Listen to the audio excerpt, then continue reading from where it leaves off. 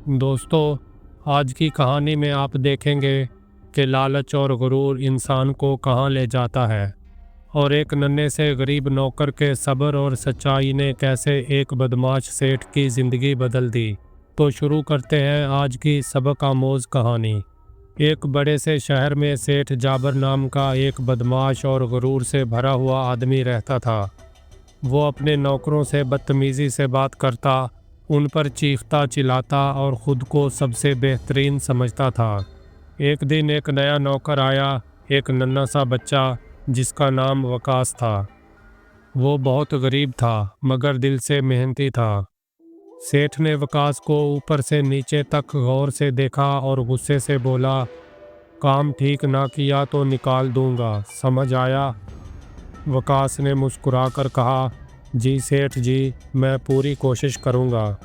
दिन गुजरते गए, वकास खामोशी से काम करता, कभी किसी से कोई शिकायत ना करता। वो सबकी मदद करता, चाहे कोई उससे अच्छा सलूक करे या बुरा। एक दिन सेठ का एक बड़ा पैसों का ब्रीफकेस गुम हो गया। वो गुस्से में पागल होने लगा। ये ज़रूर उसी गरीब लड़के वकास की कारस्तानी है। सेठ ने बिला सोचे समझे वकास को बुलाया और सबके सामने चीख कर बोला, चोर, मेरा पैसा कहाँ है? वकास रो पड़ा, सेठ जी, मैंने कुछ नहीं किया। जब सेठ चीख रहा था, अचानक गार्ड बाहर से भागता हुआ आया। सेठ साहब, ब्रीफकेस मिल गया है, पिछले बाग में पड़ा था, आप वहाँ भूल आए थे। सच सामने आया तो सेठ शर्मिंदा हो गया। उसे एहसास हुआ कि उसने एक मासूम बच्चे पर गलत इल्ज़ाम लगाया है। सेठ ने पहली बार नरमी से कहा, बेटा वकास, मुझे माफ़ कर दो, मैंने तुम्हें समझने में गलती कर दी।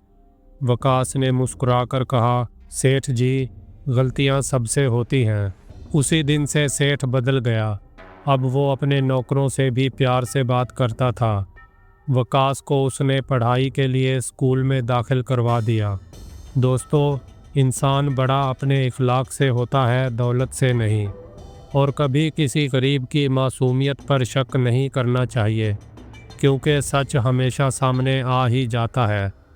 दोस्तों, अगर कहानी पसंद आई हो तो वीडियो को लाइक, शेयर और चैनल को सब्सक्राइब करना ना भूलें।